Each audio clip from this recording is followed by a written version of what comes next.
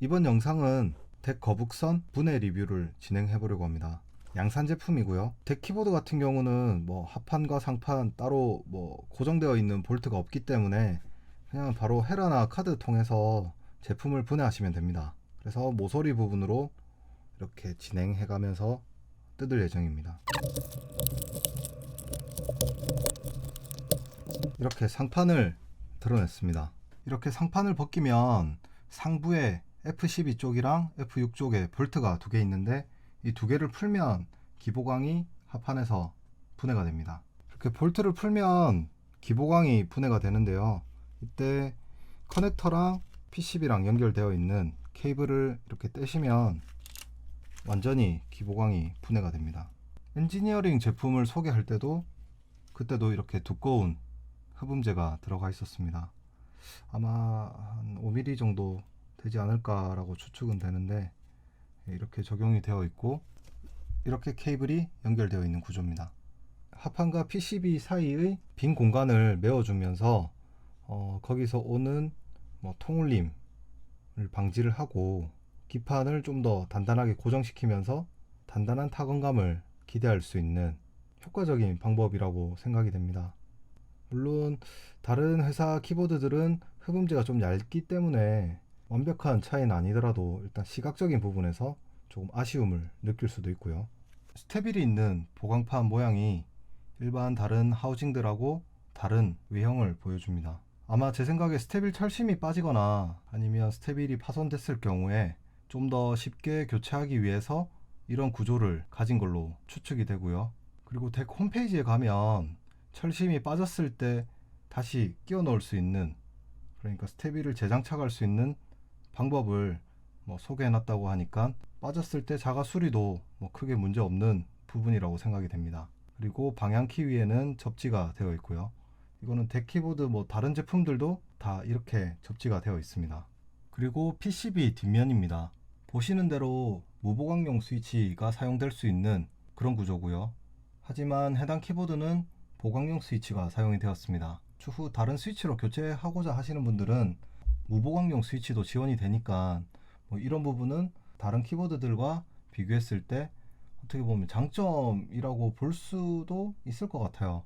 물론 이제 기성품 쓰시는 분들은 축 교체 같은 경우는 잘 안 하시기 때문에 이게 무보강용 스위치를 지원하든 안 하든 그렇게 회사 입장에서는 신경 안 써도 될 것 같은데, 덱 키보드 같은 경우는 예전 해슘, 프랑슘 제품들도 무보강용 스위치를 쓸 수 있도록 그렇게 기판이 지원하고 있습니다.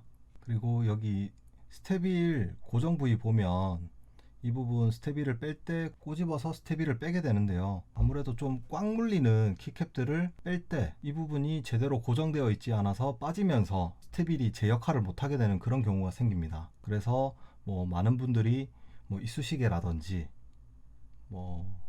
케이블 타이라든지 기타 등등 이제 끼워놔서 빠지는 걸 방지를 했는데, 덱 키보드 같은 경우는 여기에 접착제를 사용을 해서 빠지지 않도록 고정을 시켰어요. 이 정도는 키캡을 뺄 때 고정하는 역할로만 사용이 되지 실제 유저가 스테빌을 빼려고 할 때는 충분히 뺄 수 있는 그 정도의 접착으로 보입니다. 그래서 이런 부분도 고민을 해서 적용을 했다는 그런 흔적이 보이고요. 다만 제가 아까 1편에 LED를 추가로 구매해서 쓸 수 있다고 말씀을 드렸는데, 일반 유저가 하우징까지는 깠다고 쳐도 LED를 바로 끼울 수 없습니다. 왜냐하면 저기 동박 쪽 보시면 다 솔더링 되어 있습니다. 아마 공정상에 저 부분이 솔더링 되도록 된 것 같은데, LED를 쓰고자 하시는 분들은 LED 동박 쪽 납을 다 제거하셔서 LED를 장착해서 다시 솔더링해서 쓰셔야 되고요. 물론 이 부분까지 좀 힘드시다는 분들은 LED를 덱 키보드 통해서 구매를 하셔서 처리를 하시거나, 아니면 구매하신 LED를 덱 키보드에 같이 보내서 작업을 하시거나, 아니면 주변에 있는 공방을 통해서 작업을 하시거나 여러 가지 방법이 있긴 한데, 아마 디솔더링을 해서 LED를 장착하는 데는 아마 덱 키보드도 추가 비용을 좀 받지 않을까 라는 생각이 듭니다. 저번 엔지니어링 샘플을 뜯어봤을 때는 스테빌이 발톱이 다 정리가 되어 있었습니다. 그래서 양산품도 스테빌 발톱이 다 정리되어 있는지 한번 제가 확인해 보도록 하겠습니다. 일단 우시프트를 한번 확인해 보려고 하는데, 확인해 보기 위해서는 스위치를 일단 디솔더링 해야 됩니다. 그래서 디솔더링을 제가 했고요. 그리고 스위치를 한번 빼보겠습니다. 이제 스테비를 한번 빼보겠습니다.